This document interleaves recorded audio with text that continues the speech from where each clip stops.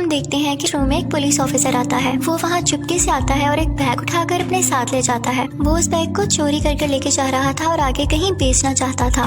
इस बैग के उसे काफी पैसे मिलने वाले थे और जब वो गाड़ी में आकर बैठता है तो उसे लगता है जैसे उसके पीछे कोई है और फिर कोई फौरन से अपने हाथ उसके गले पर रखता है और उसका गला काट देता है। और ये कोई और नहीं बल्कि टिफनी थी। टिफनी उस लड़के की दोस्त थी जिसकी रूह अब चकी में थी और उसने पुलिस ऑफिसर को भी इसीलिए मारा क्योंकि उस बैग में चकी की बॉडी के टूटे हुए टुकड़े थे और टिफनी को अब भी लगता था कि उसकी बॉडी में उसके दोस्त की सोल अभी तक है। वो उसे किसी भी सूरत में वापस लाना चाहती थी क्योंकि वो उससे बहुत प्यार करती थी। वो घर आती है तो हर टुकड़े को साथ मिलाकर उसे जोड़ने लगती है। वो उन टुकड़ों को सीती है और साथ ही साथ बाकी डॉल्स के पार्ट लगाकर भी उसे बिल्कुल ठीक बना देती है।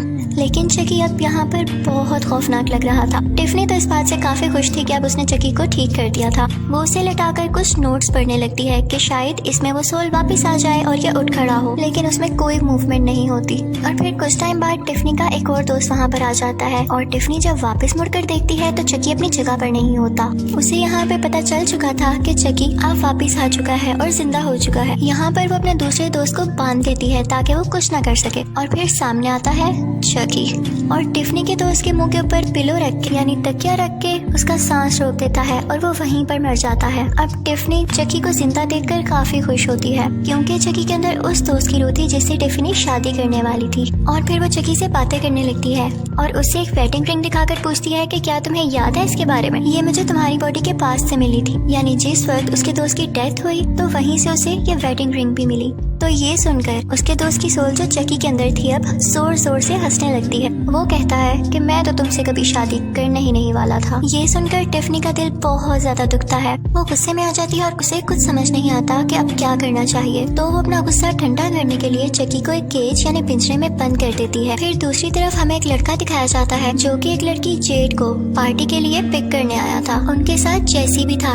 लेकिन असल बात तो ये थी कि जेड जैसी को पसंद करती थी, उस लड़के को नहीं। वो सब मिलके जा ही रहे होते हैं कि रास्ते में जेड का अंकल इन सबको रोक लेता है और जेड से कहता है मैंने तुम्हें मना किया था ना इसके साथ जाने से। और ये कहते हुए वो जेड को अपने साथ घर ले आता है। अब दूसरी तरफ जैसी काफी परेशान होता है तो उसका दोस्त उसे मशवरा देता है, यानी उससे कहता है कि तुम दोनों भाग कर शादी कर लो क्योंकि वो भी तुम्हें पसंद करती है और तुम भी, और इसमें बुरी बात क्या है। और फिर हमें यहाँ पर ये भी पता चलता है कि जेसी टिफनी का नेबर था, यानी उसके घर के बिल्कुल साथ रहता था। फिर हमें दिखाया जाता है कि टिफनी चकी को अकेला केज में देखकर उसके लिए एक ब्राइड भी ले आती है, यानी फीमेल डॉल, और उसके केज में रख देती है। फिर वो बात लेने के लिए चली जाती है और साथ साथ टीवी देखने लगती है। और फिर हमें चकी दिखाया जाता है जो कि उस ब्राइड डॉल के गले में से रिंग निकालकर वो केज काट देता है और बाहर आ जाता है। उसे बहुत गुस्सा था कि टिफनी ने उसे बंद किया और इसी बात का बदला लेने के लिए वो टिफनी के वॉशरूम में जाता है। वो देखता है कि टिफनी पानी में है तो इस चीज का फायदा उठाते हुए वो टीवी वहाँ से उतारता है और उसके बाथ टब में फेंक देता है। अब जाहिर है कि पानी में करंट आ जाता है और टिफनी तड़प तड़प कर मर जाती है। चकी को इस बात का कोई अफसोस नहीं था और वो अपने साथ उस ब्राइड डॉल को भी लाया था जिसमें पहले तो कोई सोल नहीं थी, लेकिन अब वो इसमें टिफनी की सोल डालना चाहता था। वो टिफनी की डेड बॉडी के साथ एक रिचुअल करता है और टिफनी की सोल को उस ब्राइड डॉल में डाल देता है। अब टिफनी जब ये फील करती है कि वो किसी डॉल में आ चुकी है तो उसे बहुत गुस्सा आता है और वो घबरा जाती है।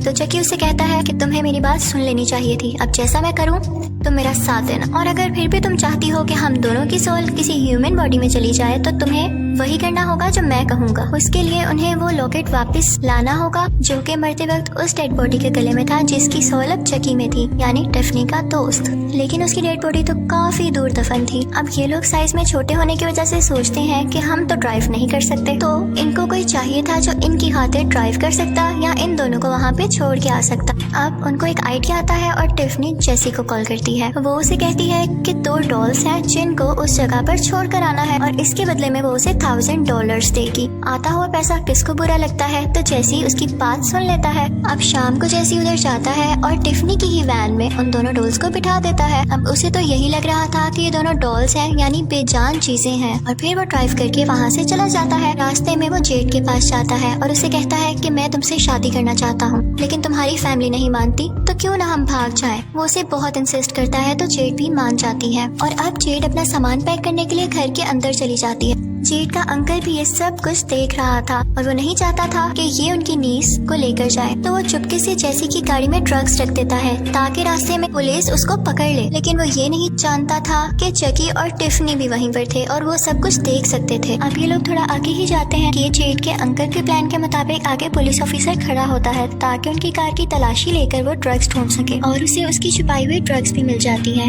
और इस बात का बहाना बनाकर वो उन दोनों को अरेस्ट कर लेता है। अब चकी और टिफनी को काफी गुस्सा आता है कि ये क्या बार बार हमारा सफर खराब कर रहे हैं, तो वो सोचते हैं कि इसे भी रास्ते से हटाना पड़ेगा।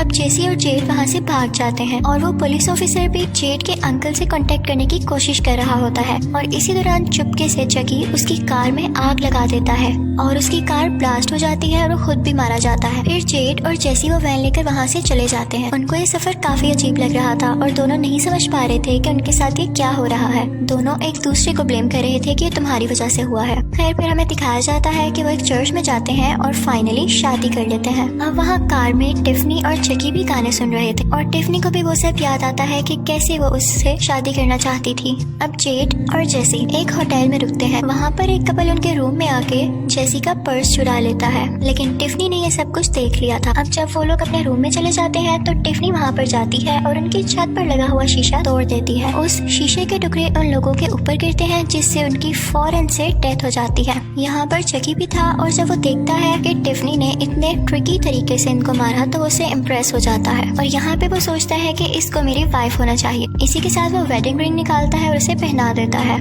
और यहाँ टिफनी की आंखों से खुशी के आंसू निकलने लगते हैं और ये लोग भी जेड और जेसी के साथ ही होटल में रुके हुए थे। अब दूसरी तरफ दिखाया जाता है कि जेड और जेसी भी काफी घबराए हुए थे क्योंकि उन्हें लग रहा था कि ये जो सब कुछ हो रहा है उनकी वजह से हो रहा है। तो वो अपने एक दोस्त को कॉल करते हैं और पूछते हैं कि ये सारा सीन क्या है। तो वो इन्हें बताता है कि तुम लोगों के पीछे पुलिस लगी हुई है। सुबह होती है तो होटल की ओनर को उस कपल की डेड बॉडीज मिलती हैं। सब काफी डर जाते हैं और जेड और जेसी भी वहाँ से निकल आते हैं। अब यहाँ पर इनका दोस्त भी आ चुका था। वो उन दोनों से कहता है कि तुम दोनों में से कोई भी गलत नहीं है, तुम दोनों को गलत फहमी हुई है और अब तो तुम लोग हस्बैंड वाइफ हो तो एक दूसरे पर ट्रस्ट करो।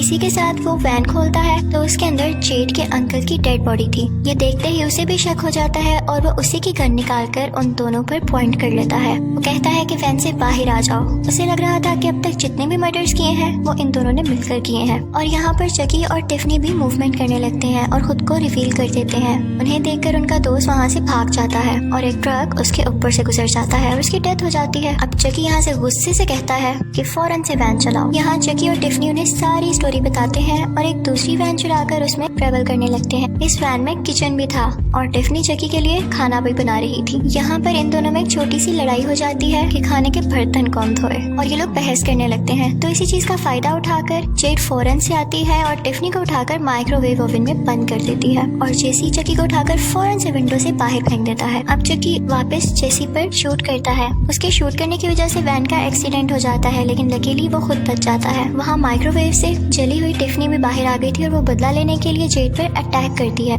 लेकिन जेसी फौरन से उसे लेकर वहाँ से बाहर आ जाता है। लेकिन तभी वो वैन ब्लास्ट हो जाती है। अब चकी उन्हें जबरदस्ती लेकर कब्रिस्तान आ जाता है और अब उसे लॉकेट चाहिए था जो कि एक कब्र में उस इंसान की डेड बॉडी के साथ ही दफन था। दूसरी तरफ जेसी भी टिफनी को उठाए वहाँ पर पहुँचता है। वो उसे चकी को देता है, लेकिन चकी कहता है कि मुझे इसकी कोई जरूरत नहीं है। इसी के साथ वो जेड पर भी एक नाइफ से अटैक करता है, लेकिन वो जेसी को लग जाती है और फिर वो उन दोनों को बांध देता है। अब यहाँ पर चकी ने वो लॉकेट हासिल कर लिया था और वो अपनी सोल उसमें ट्रांसफर करने के लिए रिचुअल शुरू करता है। लेकिन जब टिफनी ये देखती है कि जेड और जेसी में इतना प्यार है तो वो बिल्कुल बदल जाती है और अब वो उनको मारना या अलग करना नहीं चाहती थी और वो अब चकी के पास जाती है और उसे पीछे से एक नाइफ से स्टैब कर देती है। वो उसे कहती है कि हम अब जीकर क्या करें, हमें जीने का वैसे भी कोई हक नहीं है और इसी के साथ उन दोनों में बहुत फाइट होती है। यहाँ चकी टिफनी को नाइफ मारता है और वो बेचारी मर जाती है। इसी दौरान जेसी चकी को उसी कब्र में धक्का दे देता है। यहाँ पर एक पुलिस ऑफिसर भी आता है और वो लोग चकी पर काफी शूट करते हैं। चकी मरने से पहले कहता है कि मैं वापस जरूर आऊंगा। पुलिस ऑफिसर जेड और जेसी से कहते हैं कि तुम लोग अब घर जा सकते हो क्योंकि तुम लोग मासूम हो। उसके बाद वो टिफनी के पास जाता है तो देखता है कि उसके पास उसका बेबी पड़ा हुआ है। वो बच्चा बहुत खौफनाक था। वो उस पुलिस ऑफिसर पर अटैक कर देता है और इसी के साथ मूवी भी एंड हो जाती है। Thank you for watching.